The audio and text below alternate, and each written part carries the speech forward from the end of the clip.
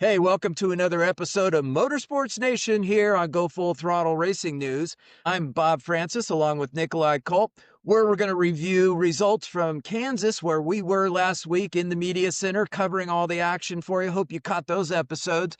But this week we want to do a little preview of, hey, what did Kansas mean? Where are we in the playoff scenario? And Nikolai, what does that mean for the Roval coming up? My initial take is, boy, I'm looking at the data, and I think you have a road race expert in Tyler Reddick. He is sitting 11th. He's 29 points back. Essentially, it's a must-win scenario if Reddick is going to move on into the round of 8. A little bit different scenario for Bubba Wallace and Austin Cindric. Cindric was dominant on the Roval when he was in the Xfinity Series. He drove really strong. But I think that what Kansas resulted in was the same four are below the cut line. The points really didn't move that much. Chase Elliott getting away with the win sort of established that top tier. So I think there's a lot of pain and consternation here going into the Roval this weekend, but the Kansas results really did not shake up the overall standings that much. What did you see? Yeah, I'd agree with that. And honestly, we were a Bubba Wallace win away from everything just being flipped. I mean, Chase Elliott, when you go back and watch the HBO Max onboard, he's plus 5 or 6 when he's in third place, but now he wins and he's advanced. And that was on top of Bubba leading. So if Bubba won, you look at right now, Byron, Bell, Hamlin, Larson are all 40 plus above, but if Bubba wins, they're a little bit closer. So getting a little bit more of a normal winner, a closer to the cut line winner, as opposed to someone behind, that ended up making the points a little bit more normal. Right. And, I'm not counting out Ross Chastain either. I mean, we know what he's capable of. It's just, do they have A, the car, and B, do they have the pit crew and the timing? There has been traditionally, if we look at the data and the number of cautions, there is a lot of strategy that's going to come into play at the Roval. But Chastain did not show um, he made his presence known. He poked into the top 10 a number of times, but he never really challenged for the lead in that race and finds himself still 13 points below the cut line. So he needs to have a solid day, and he's going to make the choice along with Trackhouse. Are we going to short pit and go for the win? Or are we going to stay out there and battle for as many stage points as we can and then maybe get caught up in one of those longer pit stops where they've got to stay in the pit box longer in order to get the car full of fuel? Those choices are going to come into play this week. Right. And minus 13 isn't impossible. You can make up a majority of that in the stages, and Joey Logano's road course numbers aren't exactly the best. And Chastain, he's got a couple top tens this year on the road courses. Obviously, we know how good Trackhouse is. I mean, SVG's own the road courses. Even Suarez has done good at some of the road courses. So it's possible for him to have a good points day and point his way in. That's absolutely, absolutely. And I think another thing that Kansas led us from a point scenario is that Bubba Wallace at minus 26, he could, as he did at Kansas, have another breakout day where that car gets up front. I think what we took away from Kansas was with 2311, they have consistently had one of the best pit crews on pit road. They're consistently getting Wallace's car out in that 8.5, 9 seconds for a 4-tire stop and full tank of gas. And if they can execute with excellence as they have all season long, really, that could be a make or break difference going into the Roval, where we know just, that exit to pit road is so tricky onto the Roval course that exit extra 1 second sitting in the box to get the tank full of fuel, or if there's a stumble with a tire change or a stuck lug nut or something, that could make the difference getting back out into the field. Yeah. And minus 26, I think it was Chase Elliott in 2019, maybe. He was about that gap heading into Kansas elimination race, and he made that up. So technically it's possible to make that up points wise, but it's gonna be tough. And Bubba's massively improved on the road courses over the last couple of years, but you never know. No. Yeah, and then I think we have to address the other takeaway from Kansas was, the controversy, or maybe it wasn't controversy, depends on your point of view and perspective. But Denny Hamlin has found himself, being all the buzz of the Monday morning analysis 2 weeks ago with the tangling with his teammate Ty Gibbs and all the complexity that's built into that scenario that seemed to be fairly calm and not an issue at Kansas. But then, of course, he's battling the power steering. He runs Bubba up the wall, opening up the door at the bottom of the track for Chase to sneak through. And we deal with yet a second week in a row of, okay, Denny, which team are you representing? The one you own or the one you're driving for? And frankly, Nikolai, I thought that his response was great. He gets paid by Joe Gibbs Racing. He was going for the win. He really wants to hit that 60 win mark. And I think, and many analysts made this point, had Denny Hamlin backed off even just the slightest bit, and Bubba won that race, he would have caught hell and all kinds of angst and consternation from a whole different set of the fan base and potentially the officials for collusion if he let his car and Bubba Wallace let his car win the race. All he had to do was back off a little bit. He doesn't get contact with Bubba, doesn't run him up the wall. In all likelihood, Wallace wins that race. I like the response of Hamlin, which was, it doesn't matter. I'm paid to go for the win. I was going for the win. How did you see that? I would agree. I mean, obviously they're racing for the win, and as you said, if Hamlin backs off, if he doesn't fight him there, there's going to be a lot of questions. Is he kind of, I don't know if rigging it's the right word, but letting his car win, race manipulation? Right. So you love to see guys racing for the win. He didn't wreck him. He didn't end his day. But my biggest question is, what was Michael Jordan's response, or what was Michael Jordan's reaction to that whole ordeal? Yeah, I think that there might have been some text messages, maybe a phone call from the private jet. I'm not sure. Well, Kansas was an experience. You and I had a great time there, and with our media colleagues, it was a smorgasbord. We had a little bit of everything there with the ARCA race Friday night, with the Xfinity race on Saturday, and of course, all that excitement in the Cup race on Sunday. We're going to take a short break now, and when we come back, we're going to talk about our predictions, how we see the early favorites going into the Roval, the end of the round of 12. Four drivers are not moving on after this weekend. We'll cover those predictions right after this. The Honor and Remember flag is a nationally recognized symbol that sends a message of appreciation for the sacrifice made by our fallen heroes and their families. The flag flies at many NASCAR races around the country, and you can help honor our nation's fallen military members and remember the eternal sacrifice of their service by flying the flag too. Text FLAG to 71777 or visit honorandremember.org to learn more. Together, we remember them all. Message and data rates may apply. Hey, it's Bob Francis. Welcome back from the break. We're on Motorsports Nation. I'm along with my colleague Nikolai Culp here at Go Full Throttle Racing News. We just reviewed our experience at Kansas, and now we're previewing what we expect to see this weekend at the Charlotte ROVAL. Always a fun and challenging race. I see in a lot of the race preparation for the track that they've added some additional tire barriers and turtles to really reinforce, making it a high price to pay to dive bomb and cut some of the corners, which I think is going to make for better racing.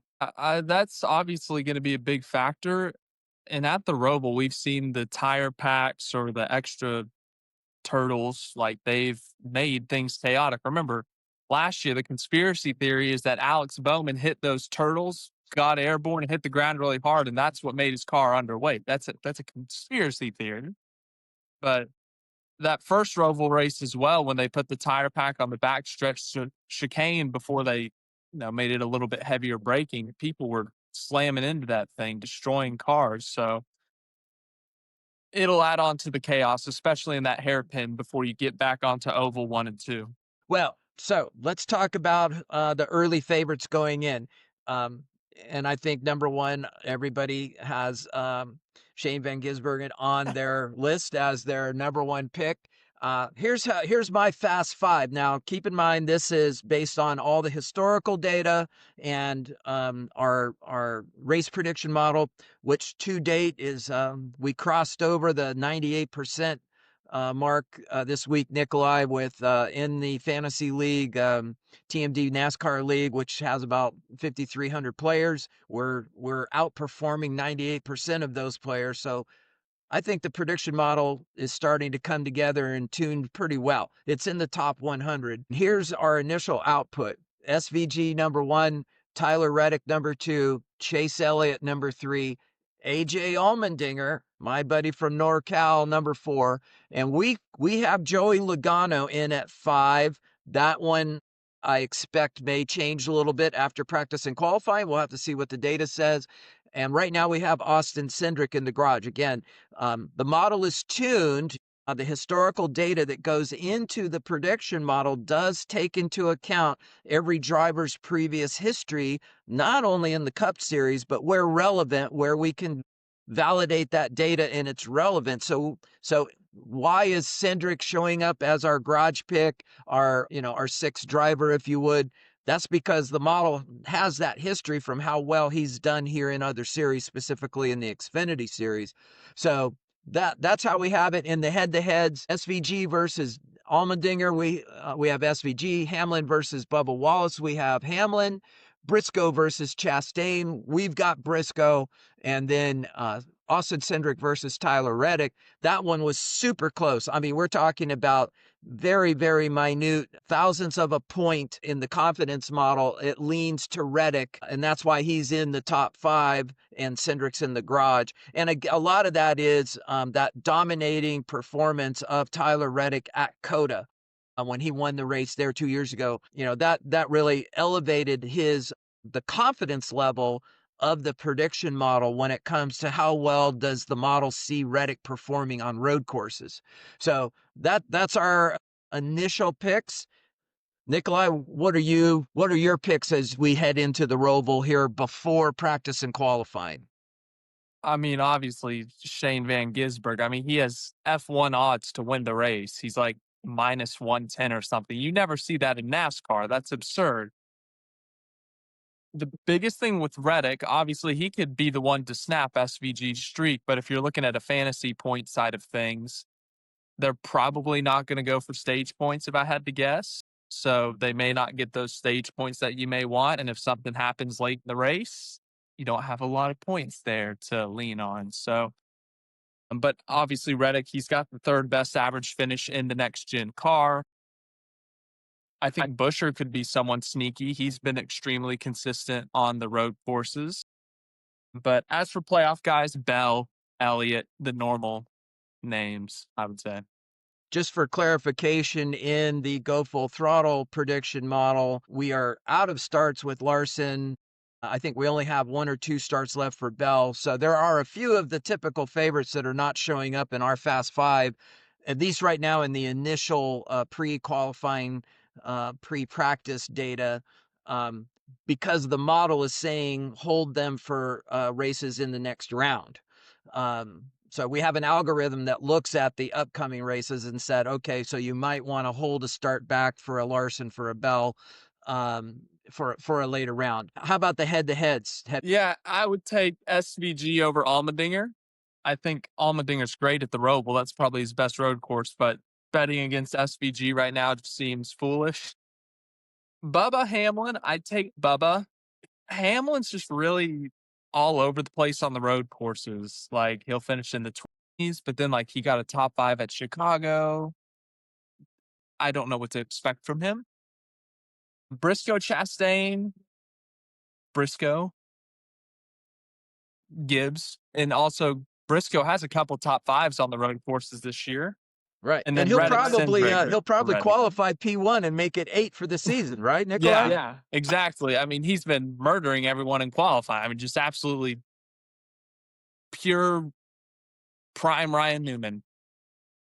No one saw it coming.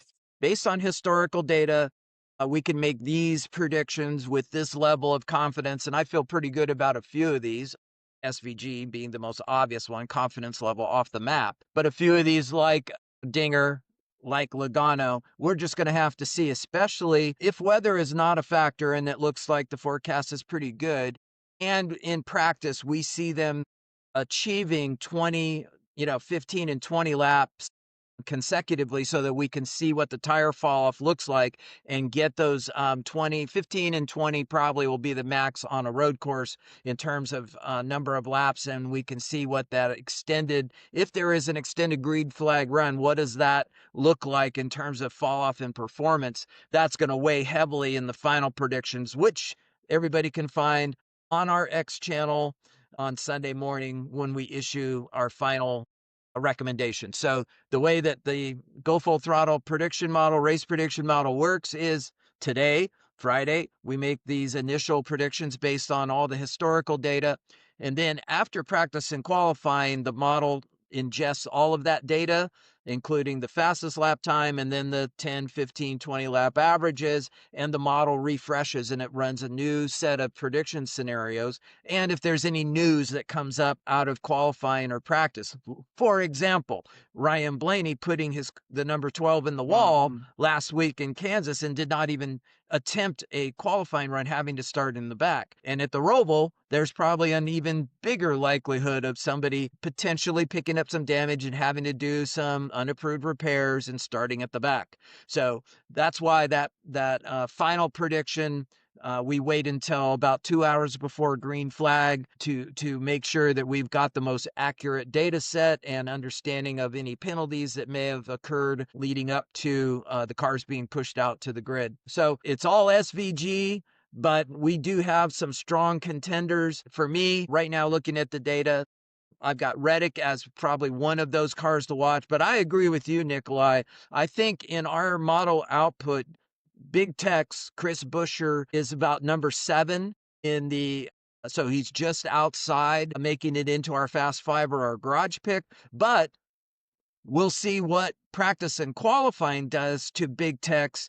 And if he really shows himself up at the front, the model may shift and we may see a Cindric and a Logano go away and we see a Chris Buescher or, wow, even a Brad Keselowski coming in. We'll see. So that's how we're seeing it in the pre-race here as the data sets up what we'll get tomorrow in practice and qualifying, and then our predictions will reissue on Sunday morning. Nikolai, I think all the data right now says it's SVG's race to lose. He's clearly the favorite going in. However, that's why we run the race. There would be no reason for AI prediction models if the person that the data says will win won every week. It never turns out that way. But we have pretty high confidence level that SVG is going to be a factor. You wrote that column last week. I want to make sure that we mention this in the podcast because I'm going to link to it. You did a great write-up on the history sort of SVG and getting that first top 10 on an oval for him. Whether he moves forward in the playoffs or not, it's been a great season. He's accomplished so much, got a lot of wins on the board. And just to show what that means from a fan perspective, I'm at the Kansas airport on Monday morning, and I meet a couple standing in line getting coffee. The guy's got an SVG shirt on, and I said, well, wasn't that great? I hope you read my colleague Nikolai's article on SVG getting his first top 10 on an oval. And I hear the Australian accent. This couple had traveled all the way from Australia to Kansas City in order to see that race, Nikolai. So I think the fan base, we always hope that it's growing not just nationally, but globally. But now we have real life evidence of fans coming from as far away as Australia to watch their favorite driver, Shane Van Gisbergen, duke it out with NASCAR's best. Yeah, Australians and the Kiwis, both of them, extremely passionate fan bases. That's what I've learned in the last 2 years is that when they have someone that they support, like they 100% back them, 100% defend them. Like they're extremely passionate. They're willing to do whatever it takes to support their guy. So it's been really cool to see not just like someone from a foreign country, but from the other side of the world get that much support. And like we always like to point out here on Go Full Throttle with our dirt background, remember that Kyle Larson and High Limit, made the trip down there during the NASCAR off season and ran sprint cars down in Australia, where sprint car racing is also extremely popular. I love that crossover. That's super exciting. Okay, well, there you have it. We've recapped Kansas for you. We gave you our initial outlook on how we see the Roval playing out, but coming up over the next 24, 36 hours, we're going to have practice and qualifying. We'll take all that data in. We'll issue a new set of Fast Five on Sunday morning. It's going to be a great race to watch. Nikolai, thanks for joining us once again here on Motorsports Nation. And make sure you catch us on YouTube, on Spotify, and on Apple Podcast.